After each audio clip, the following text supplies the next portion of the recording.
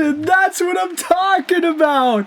The Montreal Canadiens have taken the series lead 2-1 against the Tampa Bay Lightning.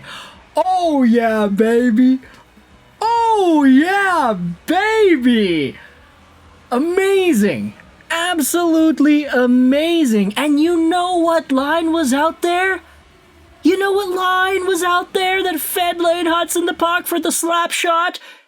It's the gosh darn Doc Bolduc and Texier line. This line has been cooking. Slavkovsky, Suzuki, Caulfield, I'm sorry. Friendship ended with Slavkovsky, Suzuki, Caulfield. New franchise started with Bolduc, Dach, and Texier. Oh my gosh, the Montreal Canadiens have taken a 2-1 lead. And this is one of these games where if the Canadiens lost, if they didn't pull it off in overtime, I honestly do think they might have just lost the series.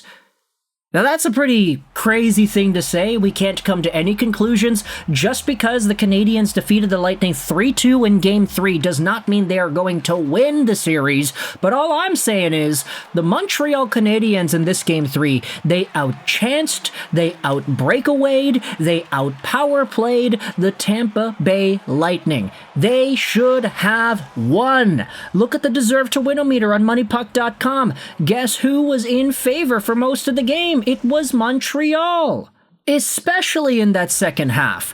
Look at all the breakaways that the Canadiens ended up getting in the second and third periods especially. Look at all the power play opportunities that the Habs didn't capitalize on. Look at what they had. If they had all of this just to lose in overtime, while having more shots than Tampa, I feel like that would have been too much of a momentum killer, especially for this young Canadiens team that's still trying to find their foot against a veteran Tampa Bay Lightning squad. I don't think it would have spelled any good things for the Canadiens moving forward. But that doesn't matter, baby, because Lane Hutson ends up making it 3-2 and giving the Habs the 2-1 series lead. Let's dive into the goals. Let's dive into the narratives. Let's talk about the stories here, because the guy that stood on top amongst everybody else is a name that we have been talking about endlessly. Ladies and gentlemen, I love Kirby Dach. Dach, by the way, he's now getting interviewed by Kyle Bukauskas on the Sportsnet crew here in Hockey Night in Canada in the Bell Center. Kirby Dach, after deactivating his Instagram account, after his partner deactivated her Instagram account, after fans were clamoring on this guy. Oh, bench Dach. Get Gallagher in there. Gallagher, Veleno, please, take Dach's place. I was one of them. I said the same thing. But we also proclaimed the devil's advocate point of view. Marty St. Louis has a chance to play Kirby Dach as some sort of a revenge type of ordeal. Hey, Kirby, I'm going to stand up for you in the media because I'm your head coach and I'm tasked with defending my players. But you better take all this negative energy tossed your way and channel it into something positive for Game 3. And that is exactly what Dach did, because the first goal scored in this game was scored by none other than Alexandre Texier. It's a beautiful play by Kirby Dach to keep the play alive at the Tampa Bay line. He ends up dishing it over to Bolduc, who's creeping down the wing. Bolduc takes it out of midair, settles it, and then just backhands it over into the slot where Texier picks it up, shoots, and scores. Alexandre Texier makes it 1-0 Montreal. Bolduc and Dach with the assists. Give it 3 minutes, and the Tampa Bay Lightning tie the game up on the man advantage. It's the second half of a power play here. Nikita Kucherov goes down to the goal line. Jake Guentzel in front for Brayden Point. Was able to get through and get some open space. The shot goes by Jakub Dobes. It's a 1-1 hockey game. That doesn't last for too long, though, because in the second period, 4 minutes in, it is none other than Brandon Hagel, the thorn in Montreal's side, who gets his 4th of the series, knocking down a Montreal rink-wide pass at center ice, coming in on goal, and just throwing it towards Jakub Dobes. He shoots it from long range. It beats him far, and you could tell Dobes did not like that goal at all. He was very unhappy with the fact that Brandon Hagel took a shot outside the perimeter of the faceoff circle, and it beat him. Essentially no screen here, too. Ugly goal for Tampa Bay. They take a 2-1 lead, but that only lasts for about 8 minutes, because it's none other than Kirby Dach who ties the game up for the Montreal Canadiens. This Texier-Bolduc-Dach line was cooking. They had a really nice grade A opportunity, but then Dach settles the puck down on the half boards, throws it towards the front of the goal, and it deflects in off of the Tampa Bay defenseman's knee and right through Andrei Vasilevskiy. I'm sorry, Ryan McDonough, you are an honorary Montreal Canadien for that play. Kirby Dach scores, the building goes electric, the game is tied, and all of a sudden, after the terrible icing and the deactivation of the IG, Kirby Dach has 2 points in game number 3.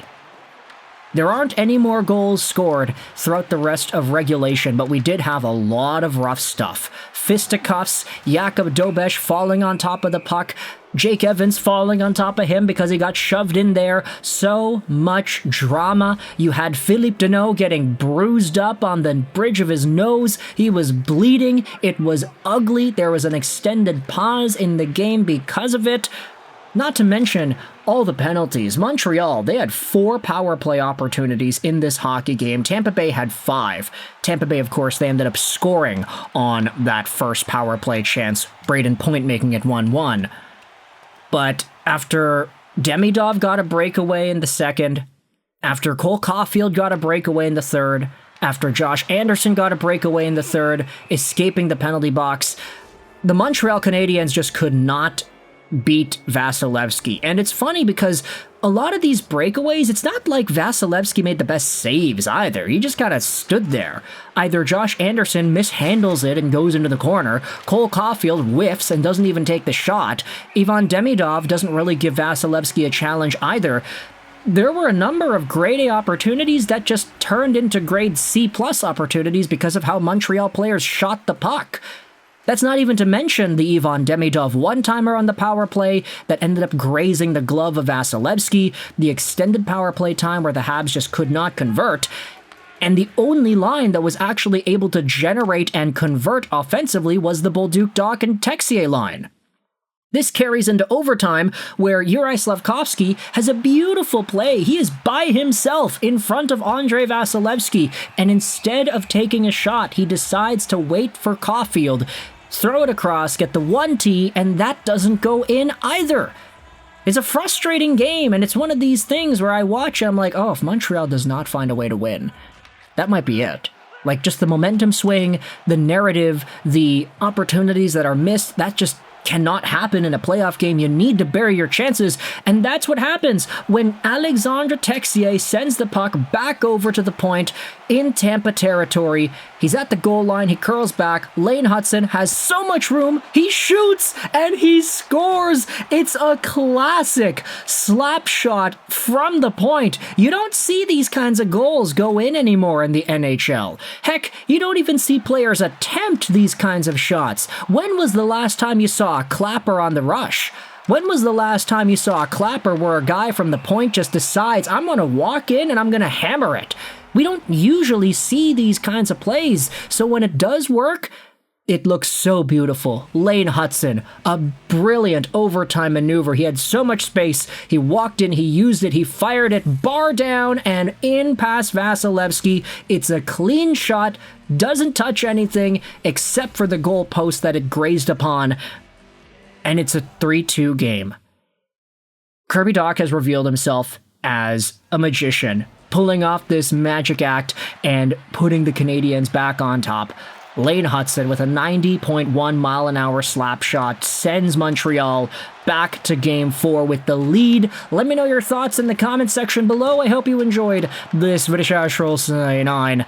All 3 games have gone to overtime. That's ridiculous. And bye.